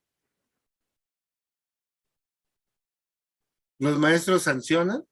¿Qué hacen los maestros cuando pasa algo así? Cuando hay una situación de conductas disruptivas. ¿Los maestros se lo mandan al director? No, eso no. ¿Qué tiene que hacer ahí el maestro? Aplico el marco para la convivencia. Ok. ¿Qué sería aplicar? Cuando aplico el marco para la convivencia, ¿qué estoy haciendo? Primero ver qué falta cometió el alumno y bajo la falta que cometió ya se ve cuál es la acción que se va a tomar. Por lo regular siempre primero es el exhorto verbal, invitarlo a que recapacite ante la acción que cometió. Ok, me gusta la palabra que también que usa la maestra Dairen, intervenir, perfecto. Sí, tenemos un diálogo con los chicos, ¿qué más? ¿Castigamos a los chicos de entrada? No. No. No. El marco para la convivencia no busca a los niños sacarlos de la escuela. No se puede. Son medidas disciplinarias, exacto. Se van a dar consecuencias, perfecto, ¿sí? Pero no se les castiga. ¿Sí hay una sanción? Sí hay sanciones. ¿Sí? Bueno, maestro, pero es que se hace, o sea, se realiza también una investigación, se aplica el acuerdo de convivencia, pero uno de los protocolos que yo recuerdo es que también debemos avisar, dependiendo de la sanción, es avisar a las autoridades educativas, y en este caso puede ser el prefecto, puede ser orientación, y de acuerdo a eso, hasta que no se le compruebe a él, ¿verdad? Si así está pasando. Yo tuve un caso en la escuela donde laboro, donde un niño pasaba pornografía, o sea, se dio esa situación, y aunque se sabía que era él, se tuvo que llevar una investigación. Y valiosísimo, importantísimo lo que dice maestra Isela. Ajá. Tenemos que hablar de presunción, por eso pongo la idea de la persona que va en el tráiler, todo el mundo lo persigue, saben que lo robó, pero son presunciones, hasta que hay una determinación. En nuestro caso, nuestra situación es que el niño conozca las consecuencias de los actos, y son situaciones pedagógicas, ¿sí? La situación que queremos buscar con los chicos es que entonces que cambien la actitud que han tenido a través de un razonamiento pedagógico. Entonces, las sanciones que tiene el Marco para la Convivencia, que es un documento que aparece en la Ciudad de México y en algunos estados, van de la mano con otros lineamientos, que es la Ley General de los niñas, niños y adolescentes. ¿Sí? ¿Qué es lo que busca? Y vuelvo a insistir lo que ya habían comentado antes. Los niños están en un proceso de desarrollo. Entonces, hay que abonar para que ese proceso de desarrollo sea el mejor. Por eso, en situaciones judiciales, en situaciones procesales, no podemos hablar de intimidar al alumno. Pero, ¿cómo nosotros dentro de la escuela podemos fomentar la garantía del interés superior de la niñez? Eso sí va con nosotros de la mano. ¿Qué tenemos que hacer nosotros? Primero, escuchar y tomar en cuenta la opinión de los niños, niñas, adolescentes y jóvenes. Ante una situación, ¿qué voy a hacer yo si sucede algo? Eso también puede ser preventivo. ¿Cómo lo hacemos de manera preventiva? Hay una actividad que es valiosa para los niños que se llama reglamento escolar. ¿Cuándo hacemos el reglamento escolar? Al inicio del ciclo escolar o en colegiado, en consejo técnico. Okay. El reglamento escolar, el que más nos va a funcionar, no es el que hacemos como colectivo, sino más bien el que hacemos en el salón de clase. Como dice la maestra Dulce, generalmente ese es el inicio del ciclo escolar. Maestra Verónica, adelante.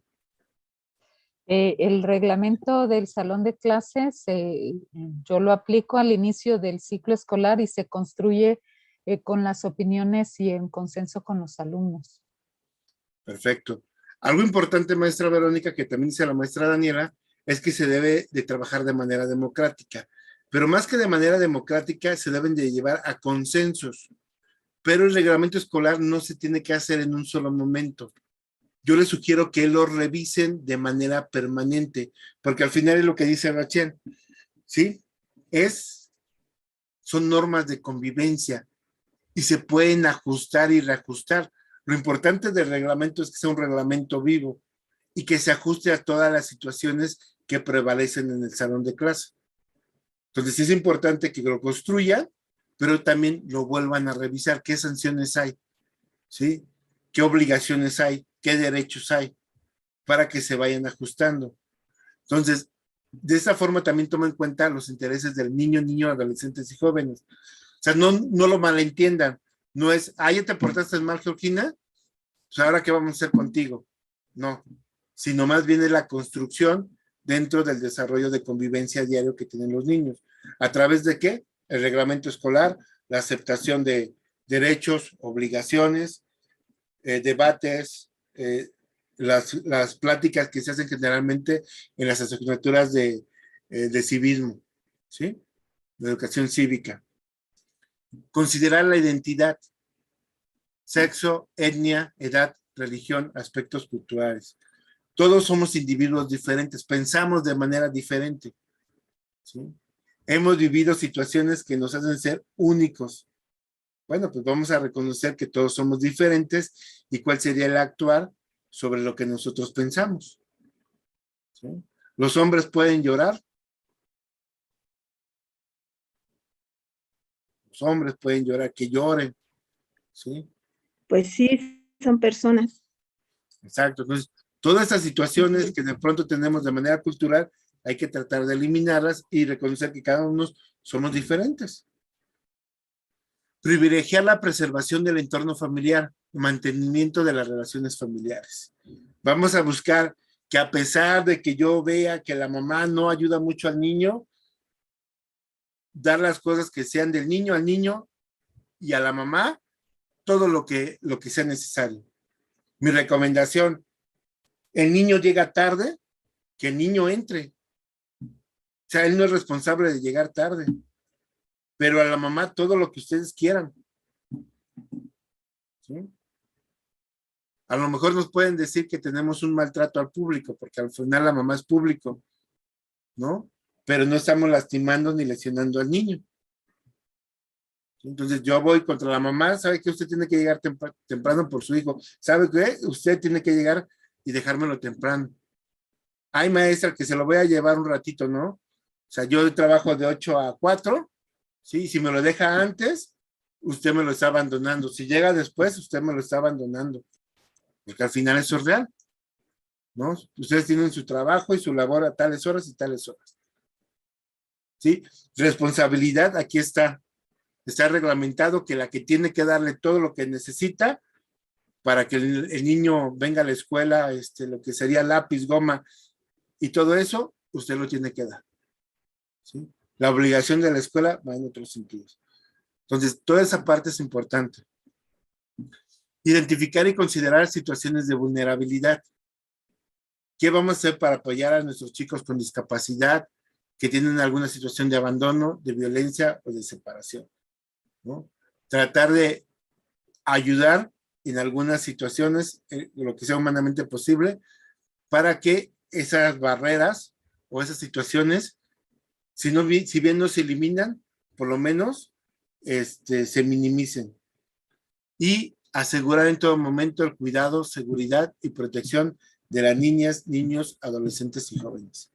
Yo estoy de acuerdo con la idea, la escuela no es una guardería, ¿sí? Pero en el primer sentido de protección de la vida del alumno es fundamental.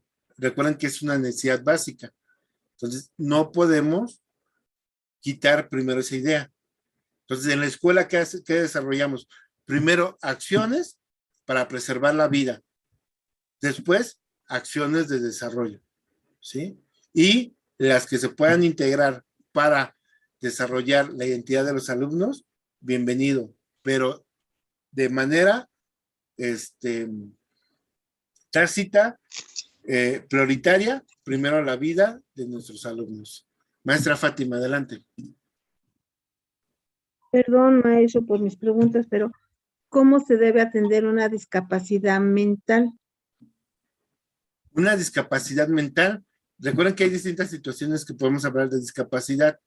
Entonces, de entrada, y lo vamos a ver con algunos expertos, va a estar con nosotros dos maestros especialistas, que es la maestra Claudia y el maestro, ay, ¿qué nombre? Tengo otro invitado, se me fue el nombre, perdón. Vamos a ver algunas situaciones que nos van a ayudar para eliminar barreras para el aprendizaje y a lo mejor eso le ayudaría un poquito más, maestra. Vuelvo a insistir, hay muchas situaciones que son muy contextuales. Gracias, mi amable. Y no solamente dependen de los alumnos, también depende de la manera en que el maestro aborda las situaciones. Pues bueno, no sé, tengan alguna pregunta, duda de nada, maestra, sobre el tema. ¿Qué les ha parecido?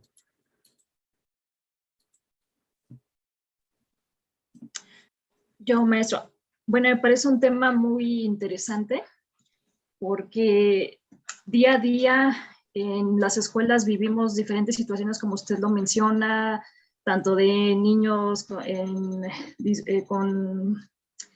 ahí se me fue la palabra, perdón, conductas disruptivas, situaciones de niños que se sienten maltratados por la docente por ciertas situaciones, y muchas veces no sabemos cómo actuar en el momento, qué hacer, y a mí me ha tocado ver desde mi función como ATP en zona, muchas o la mayoría de las escuelas que tenemos tienen este tipo de problemas que el docente no sabe abordar de la mejor manera y muchas veces ni siquiera tampoco el directivo.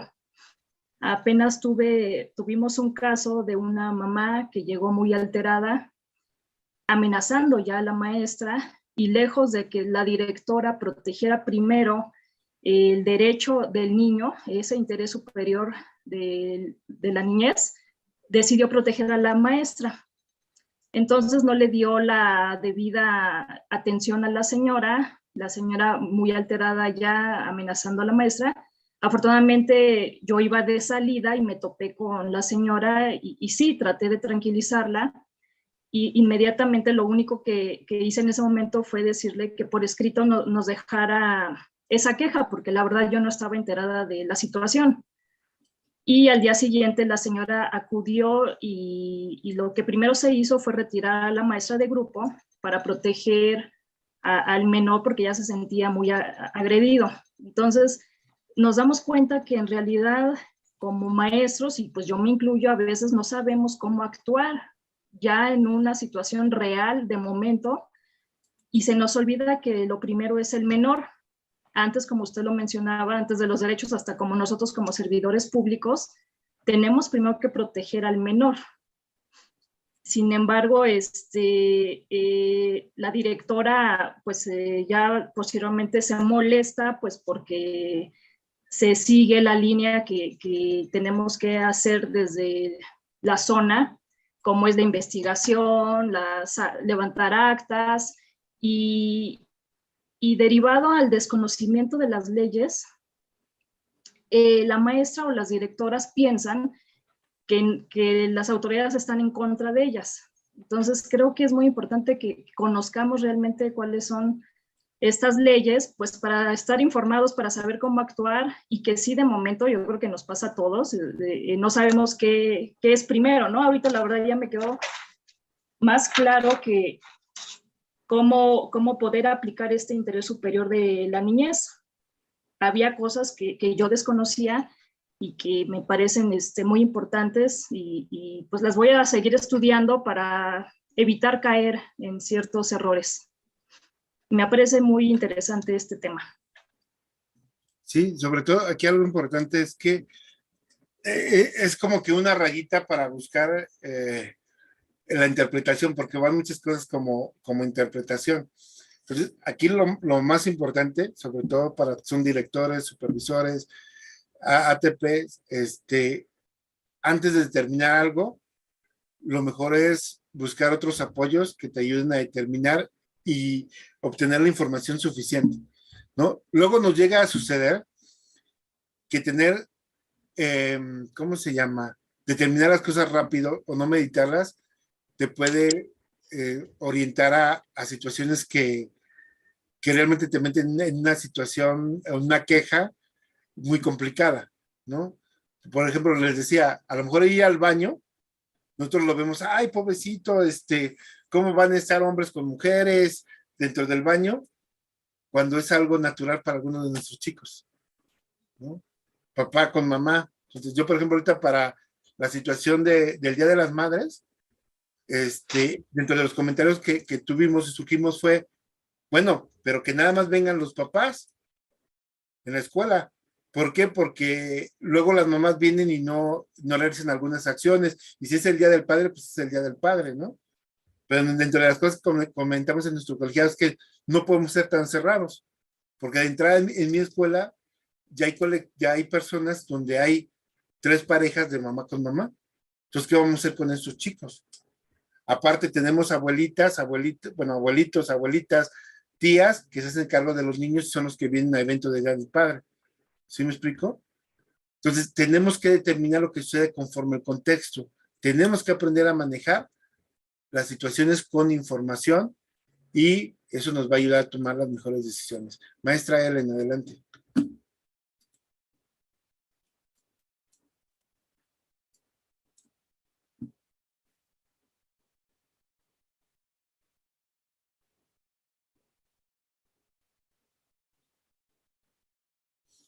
Bueno, lo que... A ver, maestra Ellen, adelante. No la escuchamos. Sí, bueno, aquí no la escucho bien, maestra Ellen. Se oye muy entrecortado. ¿Ya me escucha? Y ahora sí, ya la escuchamos, ahora sí. A ver, partimos de un estudio de caso. Bien, tengo el reglamento escolar. El reglamento escolar lo hacemos con base a las necesidades de los niños. Luego tengo el reglamento que emite el Estado de México. Cuando hay una situación de disciplina ya fuerte, el reglamento que nos emite el Estado de México, la Secretaría de Educación Pública, habla de faltas graves, leves y levísimas, maestro. En esa falta dice que cuando el alumno cae en una falta grave, se debe expulsar.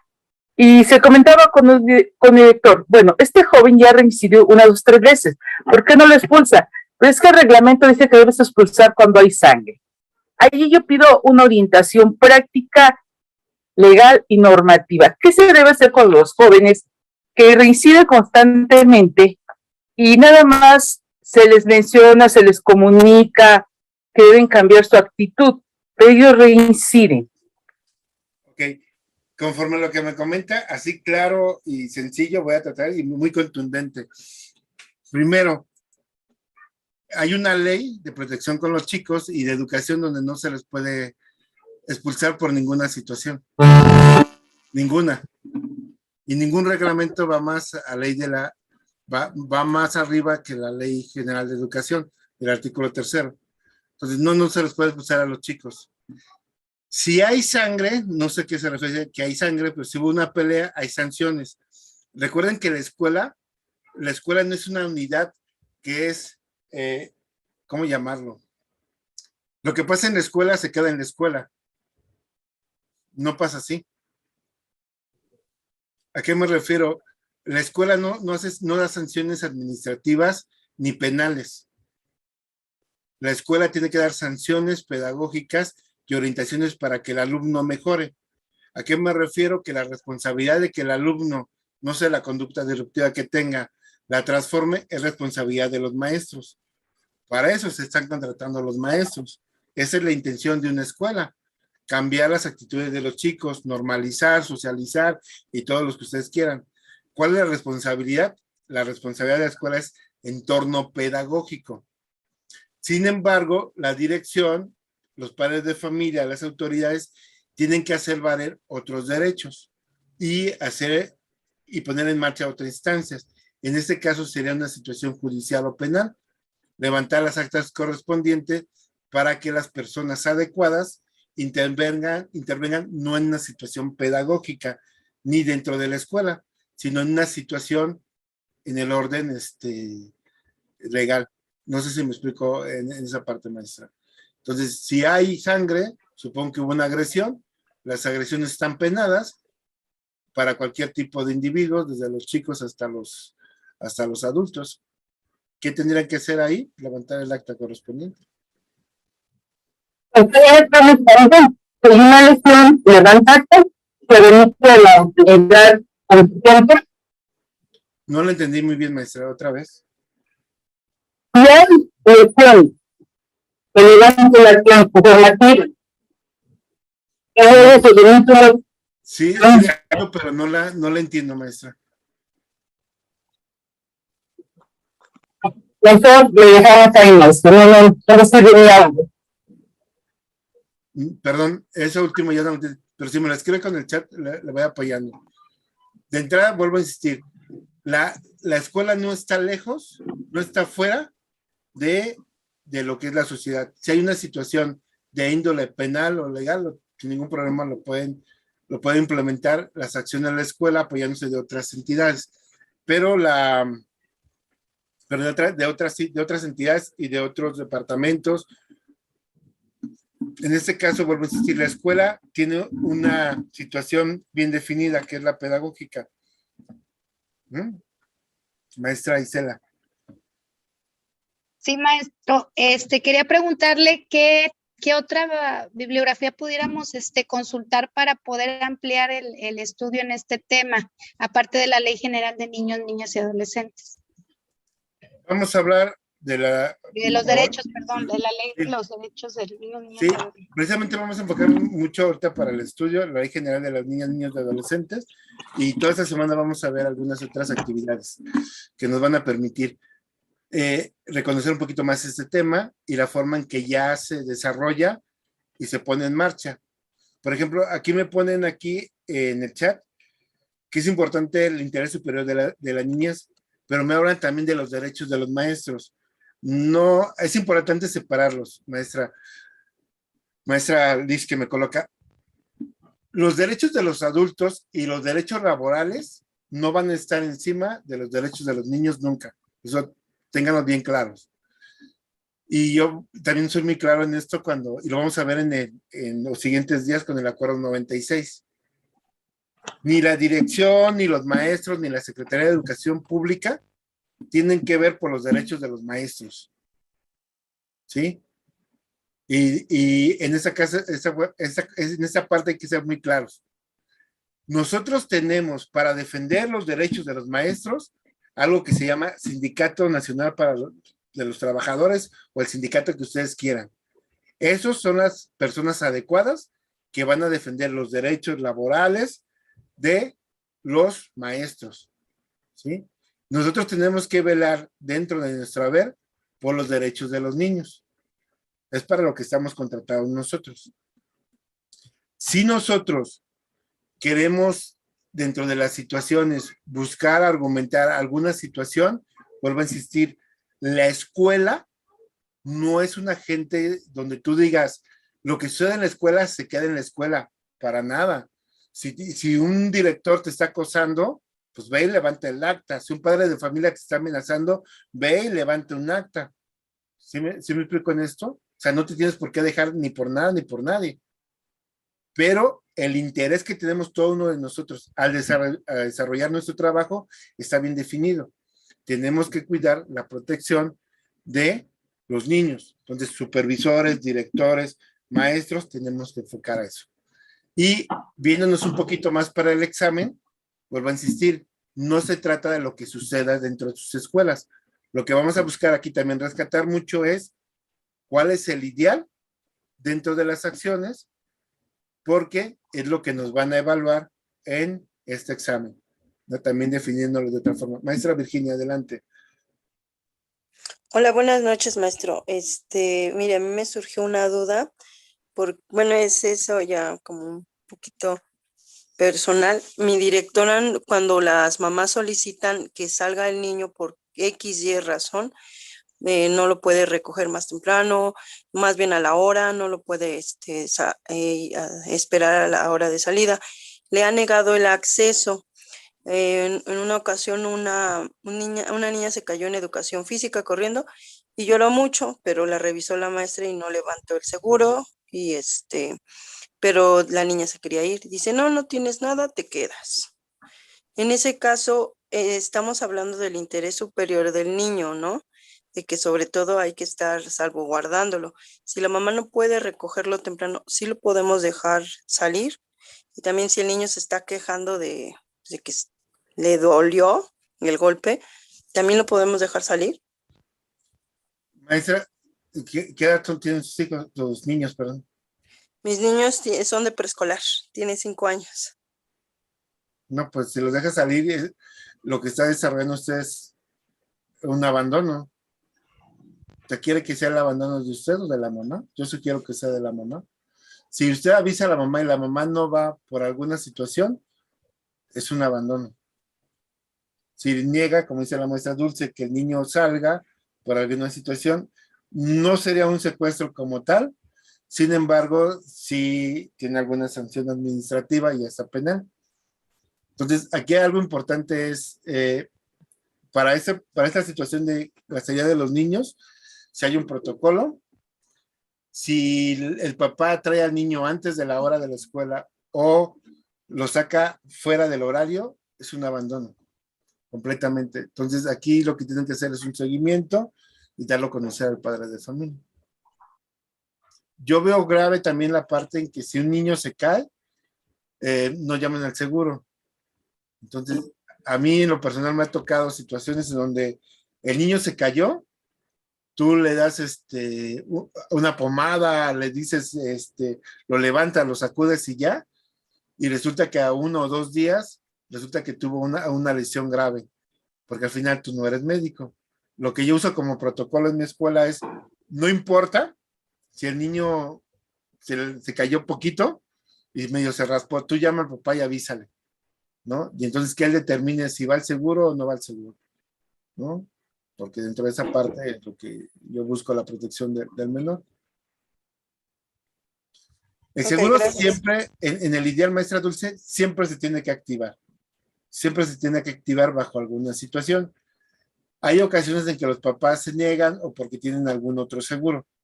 Yo como protocolo lo que uso es que de 8 a 3 de la tarde, que es más o menos un horario donde el papá puede llegar por el niño, no levanto el seguro hasta que llegue el padre de familia. Pero si el niño se cae media hora antes, siempre busco activar el seguro. ¿Por qué? Porque prefiero ya tenerlo listo y entregarlo al papá, el seguro, y que se cancele, a que me quede tiempo activándolo. Entonces ya lo activo, ya mejor llega el papá, le doy la hoja, y si no lo quiere, pues ya, él me firmó, pero ya está activo.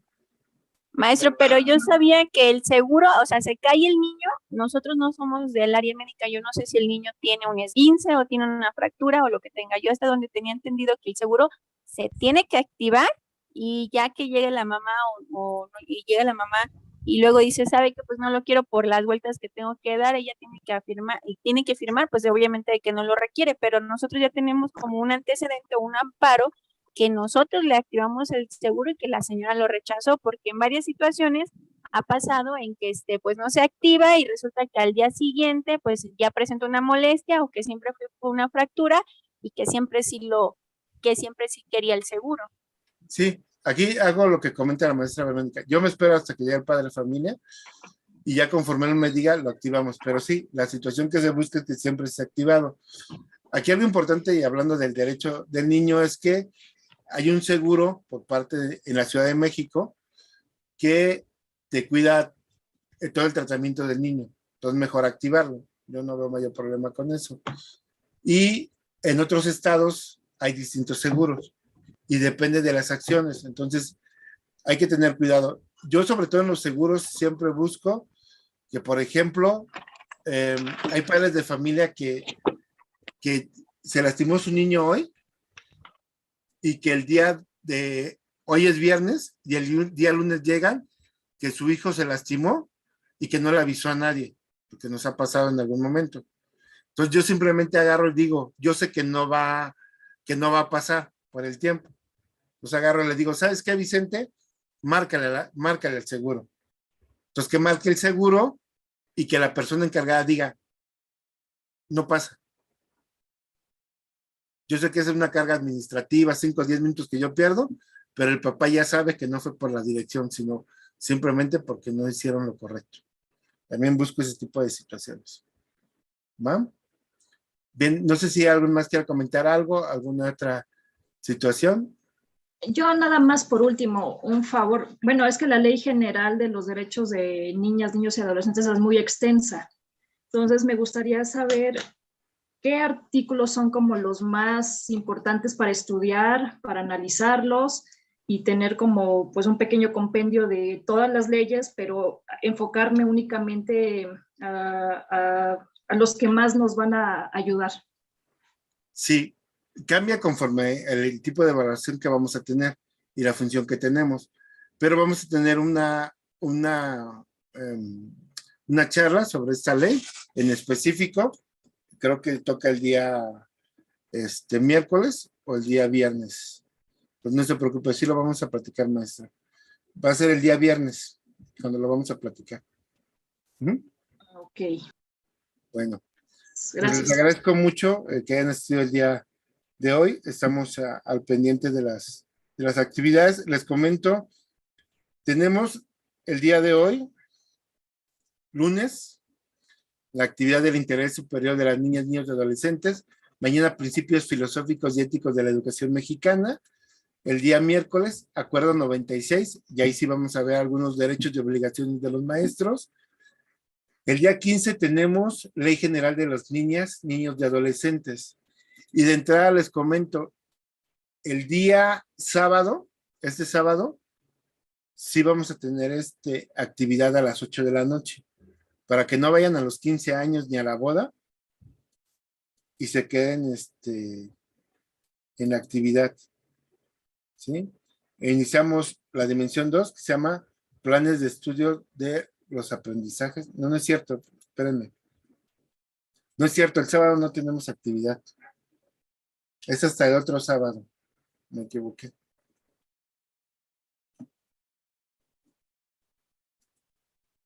Sí, me equivoqué, es hasta el otro sábado. Entonces, nada más esta semana es lunes, martes, miércoles y viernes. ¿Sí? Y ya les mandan en un ratito más el calendario de la próxima semana. Pero no, sábado no se salvaron. Sí pueden ir a los 15 años o a la boda. Pues, Profe, bonita. David. Ajá. Oiga, regresando al de la, antes de que iniciara la clase, regresando dos, yo tengo una duda en donde dice, el CCT, tengo una duda que si tiene que ser completo como viene en el talón o del 09 de PR. Póngalo el 09, E09. Ajá, y la otra, donde dice, donde ya viene la parte de donde viene poner toda la clave presupuestal, después viene asignatura y viene desde, ahí es el año desde que inicié hasta la SED, pero ¿es el año o es la fecha completa? La fecha completa. Ah, ok, muchas gracias, maestro. De nada. De todas maneras, la información que usted tiene, maestra, la van a validar en la base de datos. Ajá. Maestra Elena.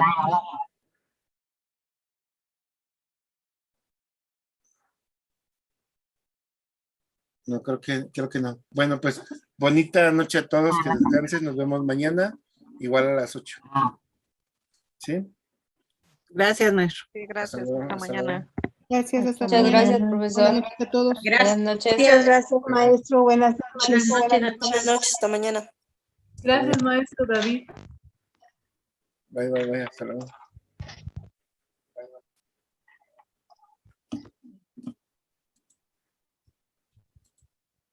Hasta luego, bonita noche a todos.